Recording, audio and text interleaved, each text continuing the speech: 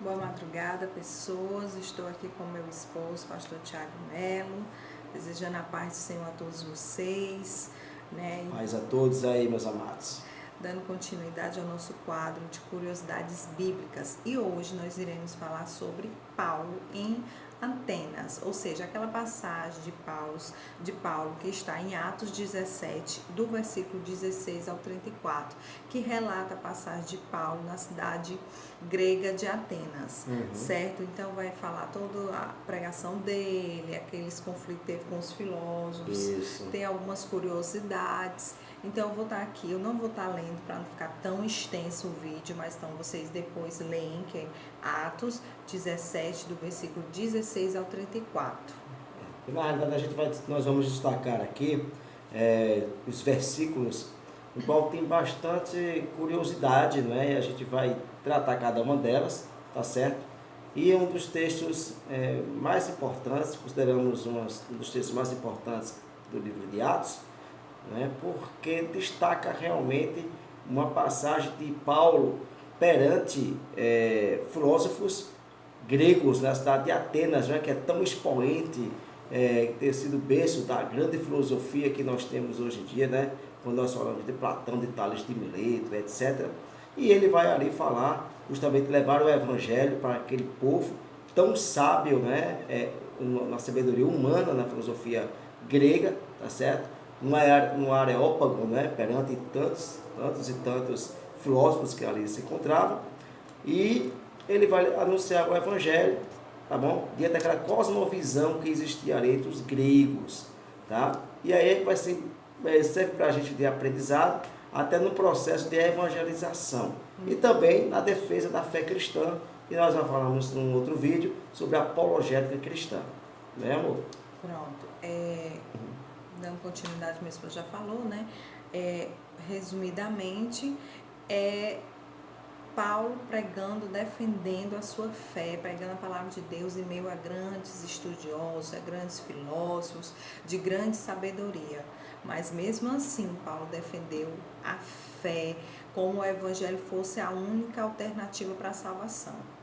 Ou seja, trazendo para os dias de hoje, não importa o lugar onde você esteja, não, você tem que ter a sua identidade, ela tem que ir acompanhar em todos os lugares, você tem que defender, você tem que estar ciente do que você acredita, você tem que defender a sua fé, você tem que proclamar a sua fé, e você com isso, com esses estudos que a gente está fazendo, isso vai te dando mais certeza, isso vai te dando basamentos bíblicos para quando as pessoas te questionar ou nos questionar, a gente saber os fundamentos, em que está baseado, para você às vezes não ficar embaralhado, porque muitas vezes, muitas pessoas, né, acaba ficando, como é que eu vou dizer, confuso com tantas informações. Então, gente, a gente vai estar passando, isso aqui é os assuntos de hoje, mas como já foi falado, a gente vai estar trazendo diversos assuntos. E não deixem de compartilhar os nossos vídeos, de curtir o nosso canal, que é Luana e Família Melo 13. O nosso Instagram é Luana e Família Melo, certo?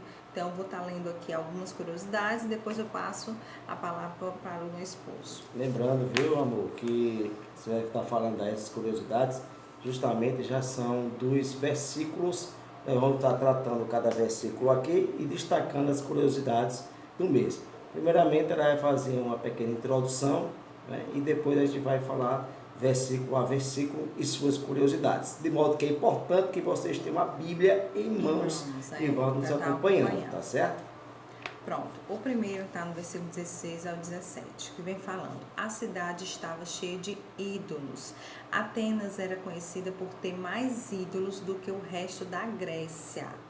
Petrônio calculou que existia 30 mil deuses. Vocês estão entendendo isso? 30 mil deuses nas ruas e prédios públicos, ou seja, uma cidade pagã. Terrível, né? Imagine você, Paulo ali pregando no meio desse povo, 30 mil deuses, mas maior nosso Deus, né? Paulo ficou revoltado, lógico, no seu espírito, e foi para a sinagoga, como sempre fazia, para discutir com os judeus e os gregos. Mas ele não deixou de pregar na praça também. Nada impediu Paulo. Né? E justamente, como no versículo 16 a 17, eu vou fazer uma pequena leitura aqui que diz: enquanto esperava por eles em Atenas, esperava quem? Esperava Timóteo e Silas, tá? Em Atenas, Paulo ficou profundamente indignado, né? Ele ficou revoltado aí, ao ver que a cidade estava cheia de ídolos. Então, Petrônio, tá? Fez um cálculo e percebeu na sua investigação que Atenas tinha 30 mil deuses, ou seja, a quantidade de ídolos, de deuses que existia em Atenas era superior a todo o estado da Grécia, né? E então, por isso discutia na sinagoga com judeus e com gregos tementes a Deus. Por que esse verso chamado gregos tementes a Deus? Porque existiam judeus e existiam gregos, tá certo? Convertidos ao judaísmo também. E aí, ele diz aqui, gregos tementes a Deus, bem como na praça principal todos os dias, com aqueles que por ali se encontravam. Então, todos os dias Paulo estava ali na praça, tanto fazendo, estava debatendo, levando o evangelho na sinagoga, quanto também ele fazia o papel evangelístico nas praças, né? E aí passavam várias pessoas, né? Inclusive vários filósofos, e a gente vai falar já já deles aqui, e começavam a debater com Paulo. Continua, amor. Vou falar outra curiosidade, né? Que os filósofos chamavam Paulo de paroleiro. O que é isso?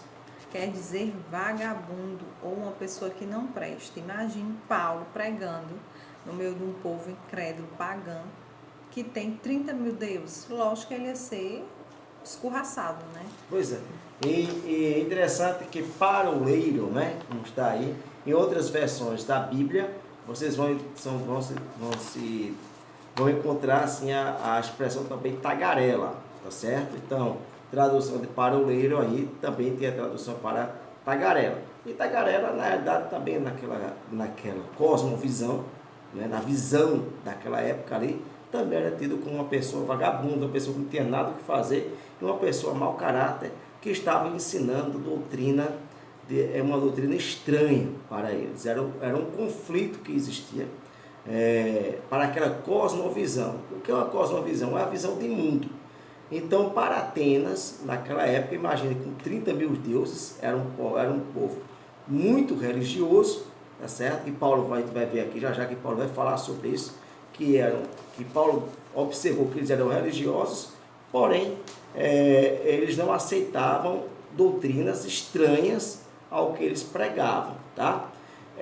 No versículo 18 a 21, nós vamos encontrar aqui, quando Paulo fala assim, ó, alguns filósofos epicureus, estoicos, começaram a discutir com ele. Ou seja, existiam duas correntes filosóficas na época que travavam esse debate com Paulo. Quem eram? Eram os epicureus e os estoicos. Quem eram esses aí? É importante que nós venhamos a saber cada um, tá certo? Os epicureus e os estoicos. E aqui nós destacamos, para melhor esclarecer a vocês, quem eram eles, tá? E aí, epicureus eram quem? Ateus e materialistas. Então, uma característica da corrente filosófica dos epicureus era que eles eram ateus, eles não acreditavam em nenhum dos deuses que existiam ali na Grécia, e eles eram materialistas. Isso significa o quê? Que o propósito deles era livrar o homem do medo dos deuses através da negação da sua realidade. Né? Eles negavam a vida depois da morte e o juízo final. Né? E aí, mais o quê? E devem ter ficado escandalizados com a noção da ressurreição que Paulo estava pregando, né? Segundo os epicureus, a realidade última consiste apenas em matéria composta de átomos. Os deuses eram simplesmente símbolos. Pois é. Então, observem que a corrente dos epicureus, essa corrente filosófica, elas eram uma corrente ateísta, não acreditavam em nenhum dos deuses, porque, como nós destacamos aqui, eles negavam os deuses, tá? Porque era uma forma de você não temer os deuses, não ter medo dos deuses, tá? E Então, para também eles é como fosse morreu, acabou. Ali, né? isso, justamente, Acabou. morreu, acabou, não Acabou, existe Deus, não se precisa. finda, por isso que é materialista, Por isso que é entendeu? materialista. Por isso que ele fala aqui, é apenas em matéria composta de átomos, tá? Então nós éramos formados por átomos, tá? E ali, quando terminasse a nossa história aqui, viesse a morrer, acabou e não tem mais nada além do que a matéria. Não existe para eles a ideia de espírito, de uma alma, tá certo? De um mundo vindouro, tá? Então, essa era a corrente dos epicureus. Então, existia uma outra classe de filósofos que eram os estoicos. E esses estoicos eram chamados, eles tinham características, eram panteístas. E o que significa isso, Luana? Eles acreditavam que o Logos, ou Deus, era uma energia que permeava tudo e que dava ordem à estrutura do universo. Pronto, pausa aí. Vocês estão percebendo que essa corrente filosófica dos estoicos, ela não é tão, vamos dizer assim, amor, que ficou no passado, tão antiga. Vocês já perceberam que nós nos deparamos com pessoas que ainda pensam desta forma panteísta, que dizem assim, não, eu não acredito em um Deus da Bíblia, né? Eu acredito em um Deus que seja uma energia, uma força maior, né? natureza, Isso, né? Que defendem isso. Que defendem isso. Dizem, não, é uma energia. Eu creio que foi uma energia que criou todas as coisas, né? E que está presente em tudo. Por isso a expressão que eu estou dizendo para vocês, que está presente em tudo, ela tem um significado. Por quê? Porque é como se assim, Deus está presente em tudo. Mas a gente vai ver que Paulo vai mostrar o contrário, vai dizer assim, que nós é que estamos contidos em Deus, e não Deus contido em nós. É bem diferente essa distinção. A gente vai ver no decorrer daqui dos nossos estudos. E aí os estoicos, além de ser panteístas, né? Eles acreditavam que o Logos, ou seja, o Deus, a palavra Logos, no grego, Deus, era uma energia que permeava tudo e que dava ordem à estrutura e ao universo. O Logos, essa figura de Deus, essa energia, né, guiava a sorte de quem? Nos homens, e tudo que acontecia além da vontade do homem não podia ser mudado. Ou seja, era um Deus que dizia assim, ele guiava a sorte, né? E aí nada poderia ser mudado. Aí diz aqui que os homens não deveriam se preocupar com as coisas além do seu controle. Ou seja, não, eu estou aqui sob o meu controle, por exemplo, eu estou dirigindo um carro, eu estou no controle do veículo. Tá, não tem que me preocupar, porque Deus, não é, ele vai dar sorte a mim, me livrar de um acidente, de uma coisa. Mas se de repente você, com a sua habilidade, você puder fazer uma coisa maior, não me interessa não, porque esse Deus ele vai estar resolvendo tudo aí, está tudo na sorte de Deus. Eles acreditavam na unidade da humanidade e na paternidade de Deus. Vejam só, é uma coisa bem interessante isso aqui. Luana, veja, ele diz assim, que todo era na unidade da humanidade, né? Isso que nós destacamos aí, e o que? Não passa agora não, meu amor. E o que? E na paternidade de Deus, e da paternidade de Deus. Veja, Paulo vai confrontar aqui, Paulo vai confrontar justamente 18 ao 21. Veja só, eu vou dizer para vocês aqui, 18 a 21. Alguns filósofos epicureus e estoicos começaram a discutir com ele.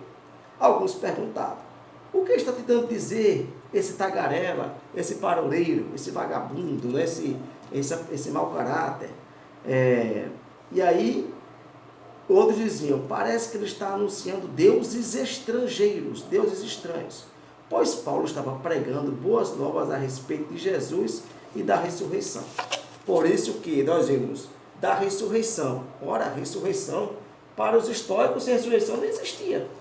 Eles eram ateus e materialistas. Se findava ali, morreu, acabou, não tinha mais o que discutir. Tá? Então já havia um confronto com a filosofia de Epicuro, né? Dos epicureus. E aí vem, então, e Paulo estava pregando as boas novas a respeito de Jesus e da ressurreição. Então o levaram a uma reunião no Areópago, não é? Onde eles perguntaram: podemos saber que novo ensino é esse que você está anunciando? Você está nos apresentando algumas ideias estranhas e queremos saber o que elas significam. Todos os atenienses e estrangeiros que ali viviam não se preocupavam com outra coisa, senão falar, ouvir as últimas novidades. Né? Então, vamos falar aqui. Eles levaram Paulo para o Areópago. O que era o Areópago? Sabe o que era o Areópago? O que era o Areópago? O Areópago, gente, era um local, tá certo? Onde se reunia todo aquele grupo, aquele conselho, e até mesmo o conselho de magistrados, para julgar uma espécie de tribunal que existia, tá certo? A gente vê até em alguns filmes isso, né? Tem. Então, assim, aí você vai ter aquele conselho, também tem o conselho de magistrados, e ali julgavam as pessoas, e também discutiam sobre política, e também se discutia sobre religião. E debates filosóficos, logicamente, tá certo? Então, quando eu vi o Paulo anunciando, né, essa nova doutrina, essa nova doutrina de deuses, na cabeça dele era deuses estrangeiros, estranhos, ou seja, em conflito com a cosmovisão, com a visão de mundo do povo ateniense. Então, Paulo, vai dar uma chance para tu aí, para tu explicar para a gente lá no Areópago, que vai estar toda aquela galera reunida ali, entendeu? Para discutir, né? E aí a gente vai observar, vamos aprender e vamos debater com você e ver se realmente tem fundamento que você está falando aí. Na realidade é isso, entendeu? E aí nós vamos dar continuidade. O que é que nós temos mais curiosidade aí?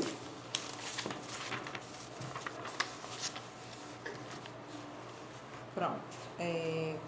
Vem falando também a partir dos outros versículos, né? Paulo reconheceu a religiosidade do povo ateniense como um fato, mostrando o nível do entendimento deles. Pois é, vejam bem o que diz o versículo 22. Né? Diz assim, olha, preste bastante atenção. Então Paulo levantou-se na reunião do Areópago e disse: Atenienses, vejo que em todos os aspectos vocês são muito religiosos. Religiosidade não é? Porque tem 30 mil deuses, né? Não é? Eles eram apegados àqueles deuses, tá certo? Extremamente religiosos. E ele observou isso, que eles eram religiosos, eles tinham um certo temor a esses deuses. Mas Paulo, ele não foi burro, não é? Ele foi sábio, ele analisou toda a cultura ateniense, tá certo? E não foi o quê? Não foi confrontando, digamos assim, batendo de cara logo com eles. Pelo contrário, ele observou a cultura e aproveitou daquilo para levar o evangelho. Ele observou que, olha, vocês são religiosos. E vejo algo mais interessante, que no versículo 23, pois eu andando pela cidade, observei cuidadosamente seus objetos de culto e encontrei até um altar onde tem uma certa inscrição ali. E essa inscrição está escrito: ao Deus desconhecido. Ora, o que vocês adoram, apesar de não conhecerem, eu lhes anuncio. Então, veja como é muito interessante essa passagem. É como nós vamos evangelizar, é conhecer o ambiente, tá certo? Ver a visão de mundo, a cosmovisão daquele pessoal. E aí, como nós falamos anteriormente, que quando nós vamos anunciar o evangelho, e quando nós falamos sobre a apologética, e lembra que a gente falou o quê? Que deve ser pregado com mansidão. Né? Com amor.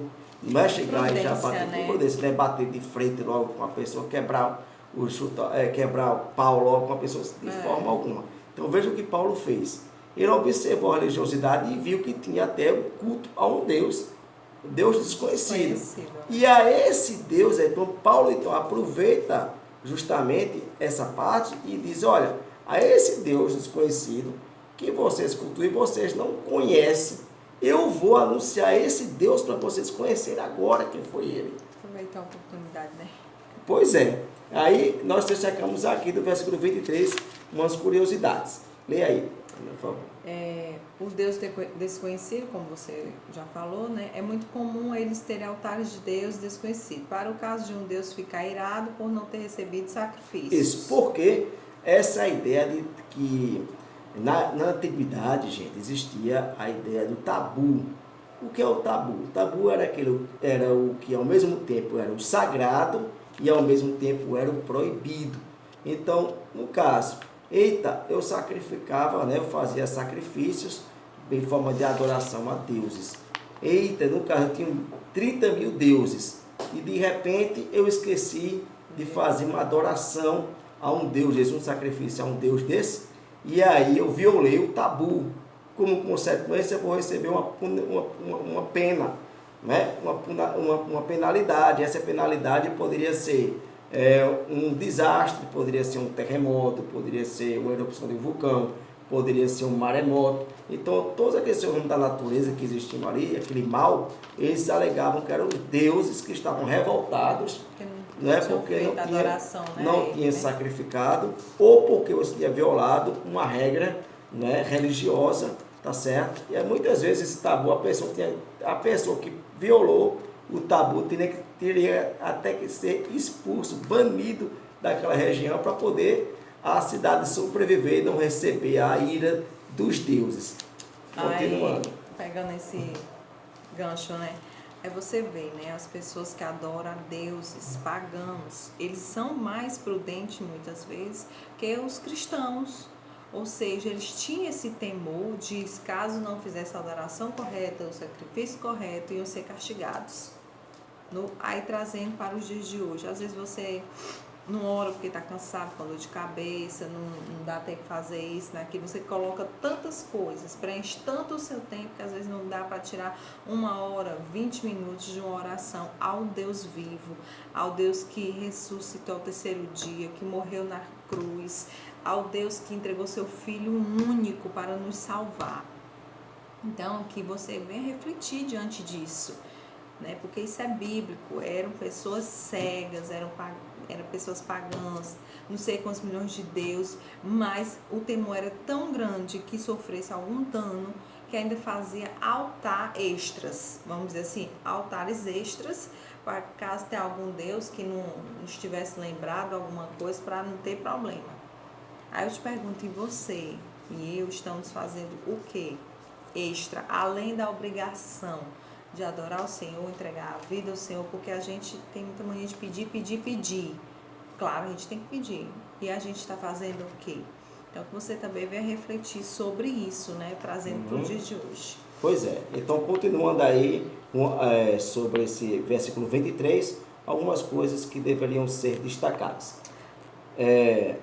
Paulo, né, não se adaptou ao conceito de Deus, as ideias, né, de Deus. Paulo ele não adaptou, não adaptou o seu conceito de Deus às ideias dos filósofos. Bom, pausa aí. Veja só que é interessante, é como hoje. Vamos lá. Hoje o que nós vemos várias vezes, né, em algumas situações, é que as pessoas querem pegar este evangelho, pegar a palavra de Deus, tá? E adaptá-la às filosofias da pós-modernidade. Eu quero fazer isso, não. Olha, para tornar o evangelho mais próximo do ser humano, mais próximo das pessoas, eu vou adaptá-lo aos conceitos, não é? Às filosofias, à cosmovisão da pós-modernidade, tá? Dá um jeitinho aqui para ensinar melhor o evangelho. E aí acaba que as pessoas desvirtuam, deturpam a palavra de Deus, tá certo? Então Paulo ele não se preocupou com isso, porque não tem aqueles filósofos todos, ele conhecia, porque Paulo era um homem culto, ele conhecia da filosofia grega, tá? Porque toda aquela onde ele estudou, com quem ele estudou, eles tinham conhecimento, tá certo? E isso, os grandes expoentes da filosofia que existia na época, eles foram todos de Atenas. E aí, na cidade de Atenas, e o que acontece? Ele conhecia daquilo, mas o que ele fez? Ele se lembrou que a palavra da cruz é loucura para os que perecem. mas para nós é o poder de Deus para a salvação de todo aquele que crê.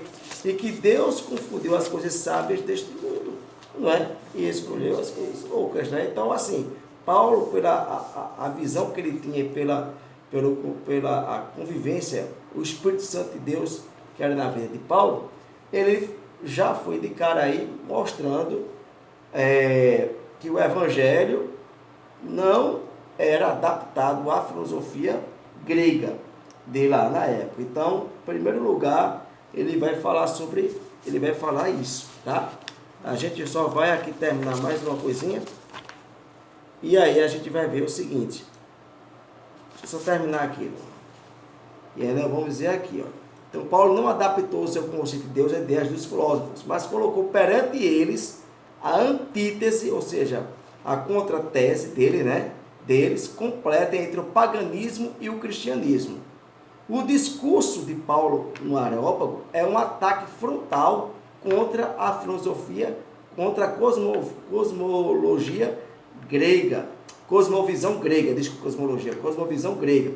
Podemos ver pelo menos 25 proposições de Paulo que contradizem ideias comuns entre os gregos antigos.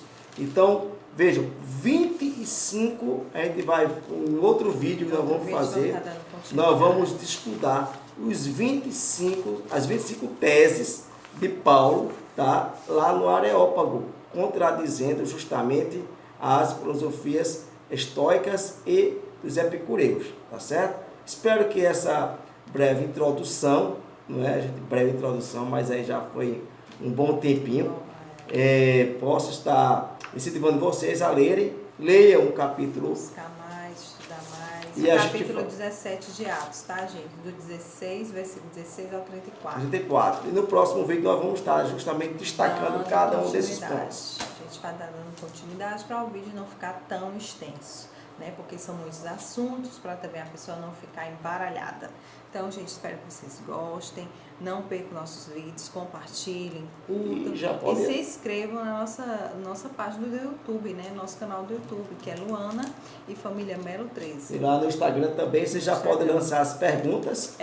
Continuem mandando sugestões, e as perguntas, dúvidas, que a gente vai estar trazendo para cá os assuntos e respondendo ao longo do tempo, tá certo? Pronto.